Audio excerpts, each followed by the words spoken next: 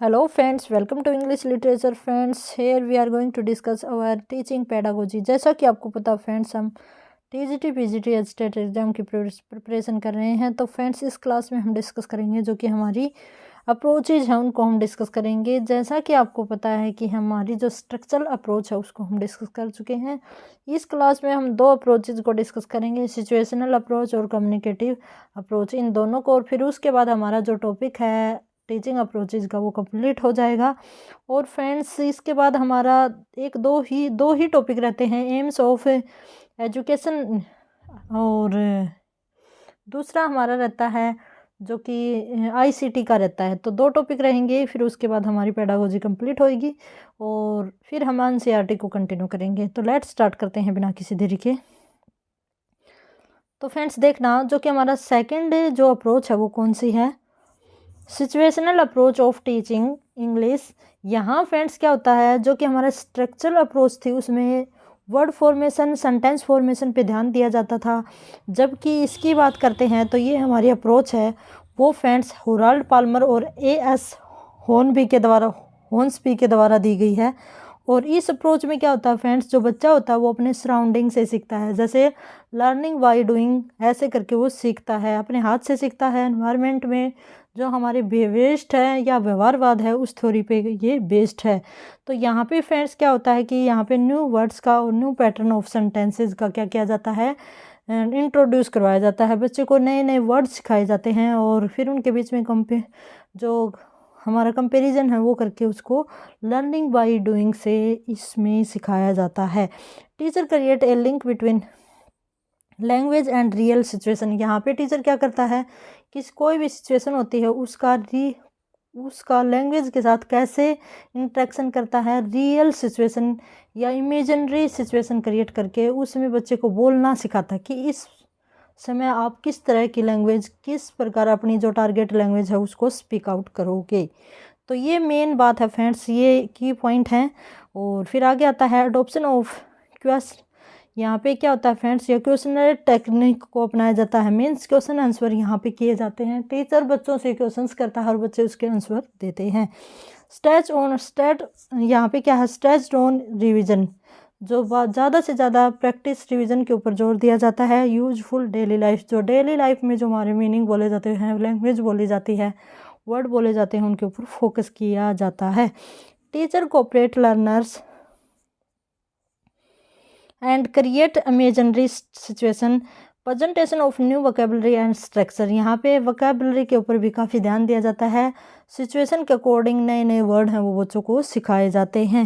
Repetition of teacher statement, और बच्चे हैं वो टीचर के साथ साथ बोलते हैं, बच्चे के जो टीचर बोलता है उसका रिपीटेशन करते हैं। Presentation of target language is it in different way, और क्या होता है कि एक ही जो सिचुएशन होती है या एक ही सेंटेंस को हम किस किस टाइप से एक्सप्रेस कर सकते हैं मीनिंगफुल वे में, ऐसे बच्चों को सिखाया जाता है।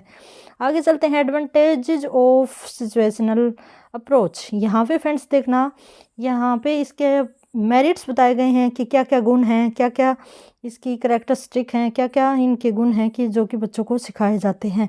एक्शन बेस्ड अप्रोच होती है, इसमें लर्निंग बाय डूइंग सिखाया जाता है।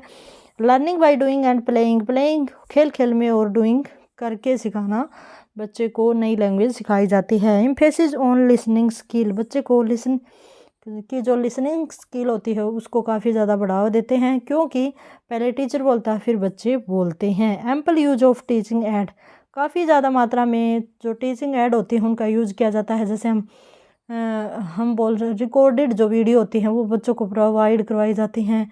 बच्चों को टीवी के ज़रिए, स्क्रीन के ज़रिए बच्चों को काफ़ी कुछ सिखाया जाता है। इंटरेस्टिंग अप्रोच है यूजफुल फॉर लोअर क्लास, ये हमारे लोअर क्लास प्राइमरी क्लास में काफ़ी यूजफुल होती है। और फिर आगे आता है डिसएडवांटेज ऑफ सिचुएशनल ऐप। यहाँ पे मदर टंग है उसका पूरी तरह से नेग्लेजेशन किया जाता है, बोरिंग लगती है because of a lot of repetition and a lot of practice. काफ़ी ज़्यादा एक सेंटेंस के जब बच्चे स्टेटमेंट की जब रिपीटेशन करते हैं तो बच्चे बोर हो जाते हैं। Not fit for teaching of pros poetry and composition, क्योंकि फ्रेंड्स क्या होता है कि इसमें जो बोलना होता है उसी के ऊपर जोर दिया जाता है, जो ग्रामर पोर्शन होता है उसके ऊपर बिल्कुल बिल्कुल तो नहीं कहेंगे लेकिन बहुत कम फोकस किया जाता है। तो इस तरह से क्या होता है, बच्चे अपने खुद के क्या नहीं बना पाते हैं, खुद के सेंटेंस नहीं बना पाते हैं। और जो पोइट्री प्रोज टेक्स्ट बुक पढ़ते हैं उसमें बच्चे ज़्यादा ये जो मेथड है जो अप्रोच है ये ज़्यादा बेनिफिशियल नहीं है। Limited vocabulary, lack of teacher, ऐसे स्किल्ड टीचर की काफ़ी ज़्यादा कमी है आज के टाइम में, क्योंकि जो टीचिंग है वो एक प्रोफेशन बन गया है। इसमें पहले तो हम सर्विस करते थे कि टीचर है वो एक सर्विस करता है, लेकिन आज प्रोफेशन है वो पैसे के लिए क्या करता है, कमाता है। आगे है not useful for higher class, higher class के लिए ये यूजफुल नहीं है। इग्नोर टेक्स्ट बुक रीडिंग, यह टेक्स्ट बुक रीडिंग को इग्नोर करता है। तो इस तरह से इस मेथड के कुछ, इस अप्रोच के कुछ डीमेरिट्स भी हैं। अब चलते हैं हमारी जो थर्ड अप्रोच आती है, communicate approach of teaching English. यहाँ पे फ्रेंड्स क्या होता है, इसकी कुछ करेक्टरिस्टिक्स हैं जिनको हम पढ़ लेते हैं। Latest approach of teaching English कि ये लगभग 10 साल ही पुरानी है। लगभग हम कह सकते हैं कि ये जो हमारी 21 जो सेंचुरी है उसी में इस अप्रोच को ऐड किया गया है। तो ये लेटेस्ट अप्रोच है, काफ़ी न्यू हम इसको कह सकते हैं। 10 ईयर्स ही ओल्ड है ये। Emphasis on semantic objective of the language, यहाँ पे क्या होता है कि मीनिंगफुल वे से लैंग्वेज को सिखाने में ध्यान दिया जाता है। ठीक है, जैसे हमने देखा था स्ट्रक्चर अप्रोच होती है उसमें स्ट्रक्चर के ऊपर जोर दिया जाता है, सिचुएशनल में सिचुएशन के अकॉर्डिंग सिखाया जाता है, और इसमें हमारा जो ऑब्जेक्टिव होता है वो मीनिंगफुल वे में सिखाना होता है बच्चे को language. Less test on grammar, grammar के ऊपर क्या करते हैं भाई, ध्यान ज़्यादा नहीं दिया जाता। Based on the concept of how language is used and what is functional utility of language. ठीक है फ्रेंड्स, समझे आप कि लैंग्वेज को हमें कैसे यूज करना है और क्या इसके फंक्शन हैं और किस तरह से हम इसको क्या कर सकते हैं, यूजफुल बना सकते हैं। Provide the communicative opportunities to the learners, यहाँ पे ज़्यादा से ज़्यादा जो लर्नर होते हैं उनको dialogue, discussion, debate, cultural activity में पार्टिसिपेशन करवाया जाता है। Focus on pronunciation and fluency, pronunciation और फ्लुएंसी के ऊपर ध्यान दिया जाता है। The class is made